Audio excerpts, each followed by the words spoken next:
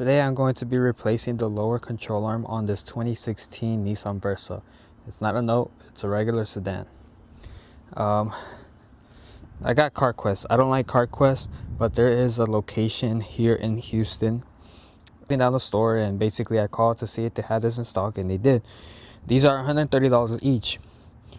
Since they are closing the store, there's a 95% off. So I got these for $6 each. I mean, would you get them for $6 each? And it's basically better than what I have right now. The car has 97,000 miles and the control arm is shocked.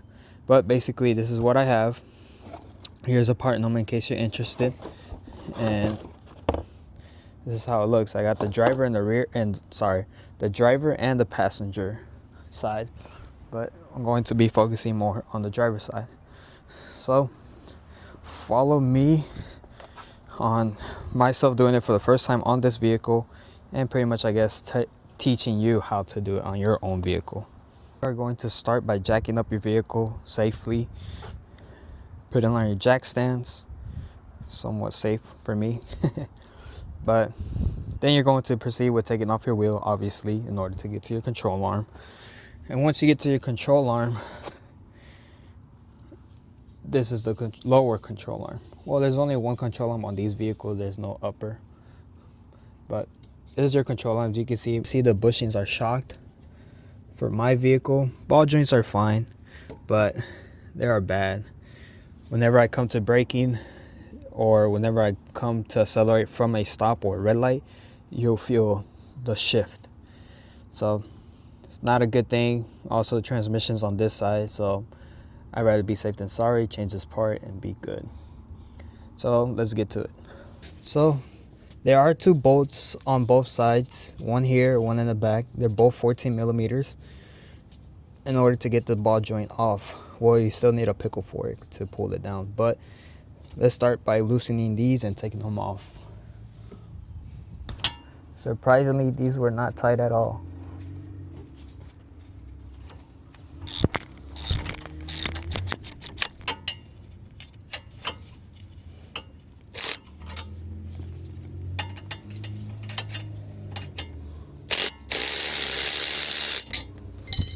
So I already got my nut out. What? Bro, what are you talking about, man? Bolt is out, and this freaking car is annoying that keeps passing by with their broken exhaust. Get that out the way. So now you get your pickle fork. It looks something like this, and a hammer to pretty much knock down that ball joint.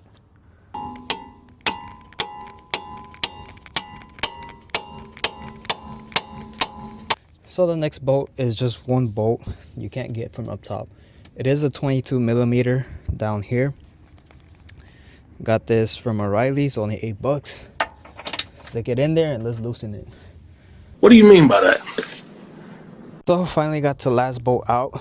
I used the second half of my jack stand. That way it gives me leverage to break loose that bolt. Don't mix up your bolts. Let's go to the next one. Well, the last one. Here's the last one. It's located by the CV joint.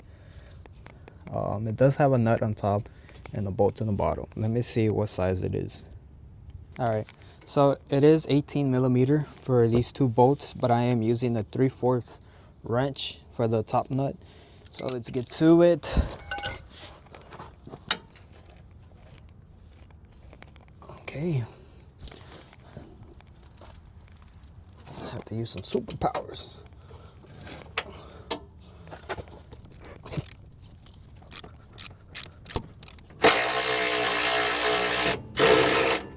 Last bolt is out. Now all three bolts are different sizing. This is the one for the ball joints. This was for the one close to the driver door, and this is the one by the CV axle. All right, so now that all the bolts are out, I would recommend getting a pry bar and prying it out. From where? I don't know. Let me check right now. Not from there.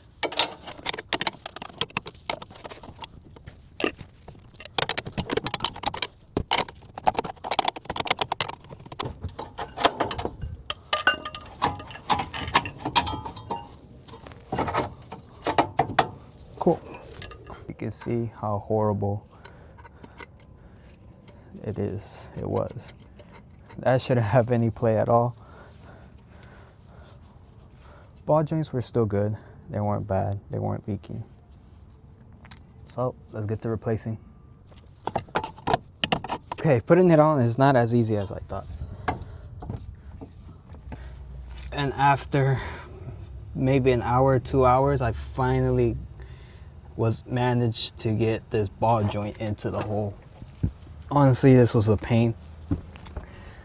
Not as much as aligning the two back bolts, but just trying to get the ball joints into the hole was a pain. So what I did was pretty much, well, I don't know if it honestly just because it's CarQuest, you know, they kind of suck. Or maybe because how worn the parts were, so the dimensions or whatever might have been off. Now I'm just trying to screw in this bolts right here, so give me a second. So I managed to figure out my problem. This is the bolt that goes onto the the ball joint, sorry. Yeah, I messed it up by hammering it because that's the only way that it really goes in. But when you put in your ball joint, don't fully put it in yet. Make sure the bolt, luckily Craftsman, they came with an extra bolt. Well, they came with new bolts for the ball joint. I guess they already know you're gonna mess it up, or should I say it myself. But basically, don't put the ball joint all the way through. Put the bolts in first, and then the nut, and then add pressure, push it up, and then tighten it, and you should be fine. Because if not, you're going to mess it up. And then also when you do hammer, if you do need to hammer the top part, make sure to use a small hammer, not a big hammer like how I did.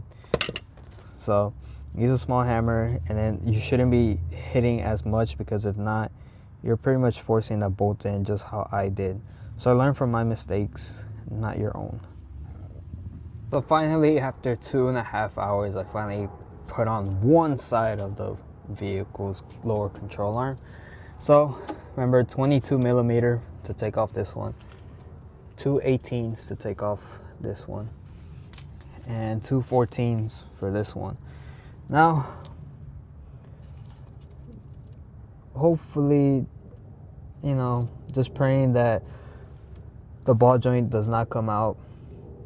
I mean, I was looking at other videos, and this is how much it pretty much this is how much the ball joint sticks out. But to me, this seems like it needs a lot more. Maybe whenever I put the wheel back on and with the pressure of the vehicle, it'll go up on its own, hopefully.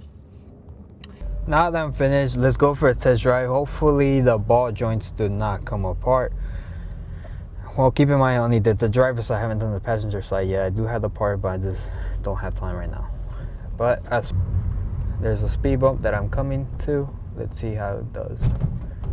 Okay, that was actually really smooth. Let's do it like 10 more times. See if the ball joint doesn't come out.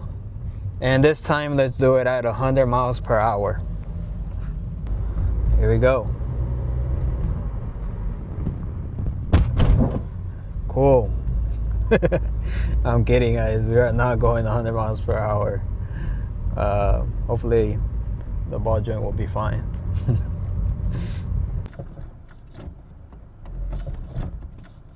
You can see it on the passenger side, how it had that play whenever it comes to braking.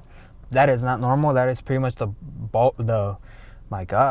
bushings on the lower control arms are damaged. They're pretty much worn out. This is the driver's side, and the driver's side I did just replace, as you see in the video. Let's test it out.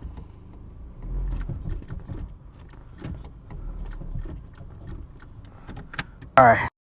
Same process from the driver's side for the passenger side. Finally replaced it. This was a whole lot quicker just because now I know what to do and not to do. But as you can see, these are the bushings before.